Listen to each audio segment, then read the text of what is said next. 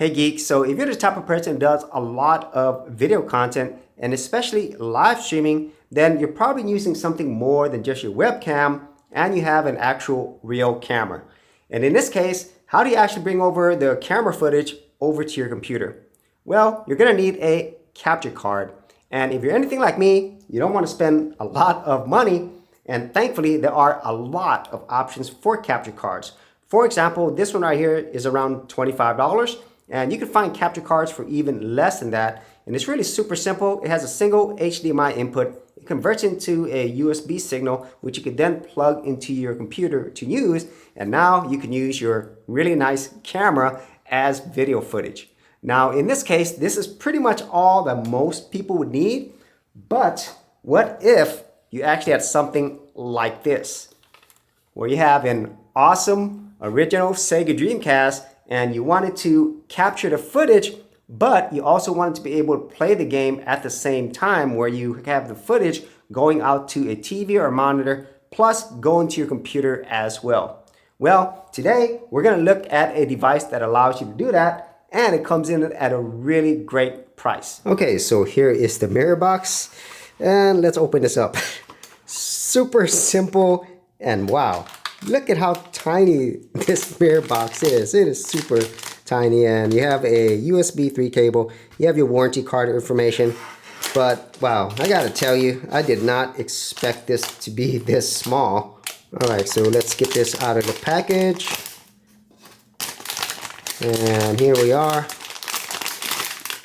Wow, 4K pass-through USB 3.0. So let's take a closer look at this. Now, one thing that I am impressed with right away is just the overall build quality of this. So despite the budget price, this does not feel cheap at all. I don't know if this is metal, but it's definitely not cheap plastic. And also, I do like the design. This red and black design looks really nice.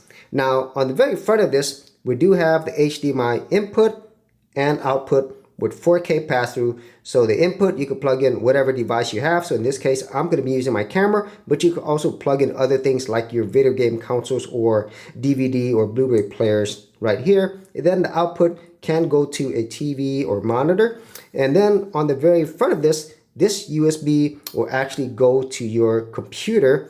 And there's also like lights here as well. There's data, and then there's also LED 2, LED 1, so it tells you whether or not these are being used. That is also a nice touch. So here's the comparison versus another budget HDMI capture card option. So this one's very similar to a USB stick, except that the HDMI goes on the back and then this goes directly into your USB port on your computer.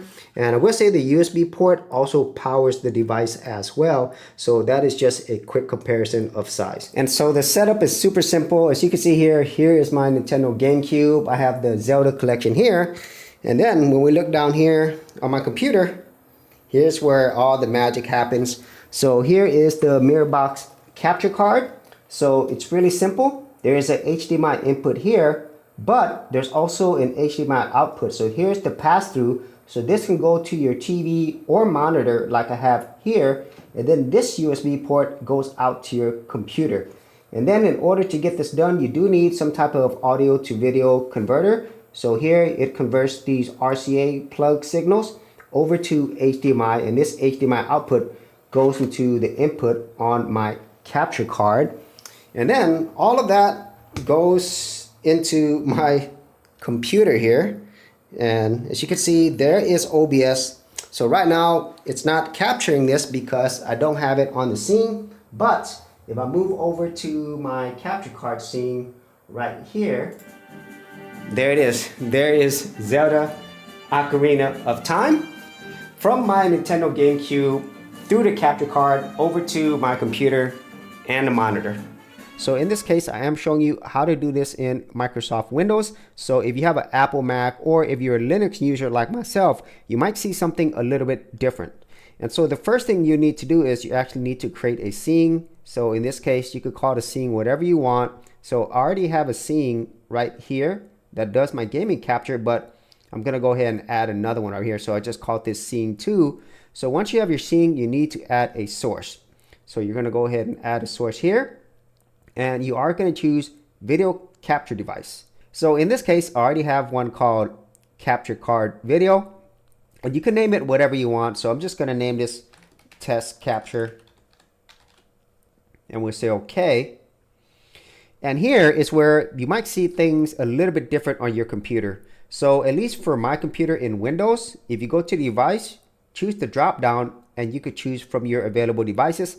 So my MiraBox is actually in my USB 3.0 port, so it just says USB video. But whenever I'm using this in Linux Mint, it actually does say MiraBox. So your computer might say something similar to USB video or MiraBox. So you choose that. And here's the really important part. If you scroll down to the bottom, you see this option called audio output mode. And the default is capture audio only.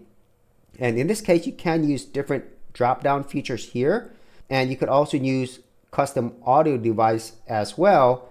But at least for me, what worked was to just choose capture audio only. Now, I have seen some people choose a different option, and they even had MiraBox as one of the options. But in this case, for Microsoft Windows, I don't have that option. And for my computer, the only option that really worked for me was capture audio only. So I did that, and I say OK.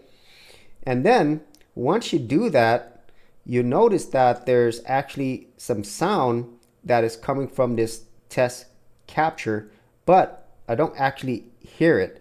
So the reason why you're not hearing it is you actually need to monitor the audio. So this is an important thing. So what you need to do is you need to go down to this test capture, which is this source right here. Go to your three dots, go to advanced audio properties, and then underneath this source name, which is test capture for me, you go here to audio monitoring, and the default is monitor off, but go here and choose monitor and output. And as you could probably hear, this is the sound from the game. And I'm gonna go ahead and fill the screen to this. So for anybody who is a Nintendo fan, then you probably know what this game is. And then if I wanted to turn it off, I could turn it off. Turn it on, there it is. So whatever you have from your capture device, the audio will come through. And if for some reason you're still not getting any audio from this, the one thing that I highly recommend you do, and I know this sounds really simple, is to unplug the USB capture card device and then plug it back in, or you could reset your computer after that. And that's something that I didn't think would work, but it actually did work in my case. And then if you are still having issues beyond that, then unfortunately with everybody's different configuration on their computer, I don't have a simple answer for everything, but at least through everything that I've done here and the videos that I've looked at, this is what worked for me. And you might want to try this first. And like I said, try to unplug and plug in your device if you don't hear anything. But once you get that all set up, you will get audio from your capture card to OBS. Now, for most people, this is probably what they're going to use their capture card for. So in this case, I am shooting this with my Logitech webcam. But since I have a real camera, I can now use that through the MiraBox capture card. I'm shooting this with my Sony a7 IV, and this is obviously way higher quality versus my webcam. But since the MiraBox also allows you to do 4K pass-through, it does give you more flexibility than just simply using something like this. So if you're somebody like myself who primarily uses it in this manner, but also wants to capture other devices as well, then the MiraBox is basically a no-brainer. So here I'm showing you how it would look like through OBS. So right now I am using my capture card, and if I go to my properties, there it says MiraBox capture. But I also have a webcam as well. So here is my webcam, and obviously there is definitely a huge qualitative differences. But once you get things plugged in and set up, then it's a really easy process of using your capture card. Now, when it comes to the actual performance of this capture card, I myself am not an expert live streamer, nor am I an expert at capturing game footage. However, from my own personal general experience, I think it is really great. I didn't really see any issues at all. However, I have seen some reviewers say that it doesn't necessarily hit the 1080p 60 frames per second that the capture card claims. And also the 4K pass-through is at 30 Hertz. And so if you have a TV or monitor that is higher than that, which most modern TVs have 60 Hertz or even 120 Hertz or higher, then you might not be able to get all the frames that you would get if you didn't go through the capture card. But I just want to put it out there that the performance overall for somebody who's a general user like myself is great, but for people who want the absolute best overall quality from their capture card, then you might have to spend more for that. So that is my review of the MiraBox capture card. I think this is a really great budget-friendly option for those people who want to do a little bit more advanced recordings or live streaming. And it's not just limited to game systems. You could do this on other HDMI devices as well. And if you did want to support my channel and get this capture card, I will leave affiliate links in the description area below. And if you actually had any thoughts on this capture card or other ways in which you capture your footage, be sure to leave that in the comments area as well. So as always, if you did get value out of these videos, be sure to share, like, and subscribe, and I'll see you on another episode.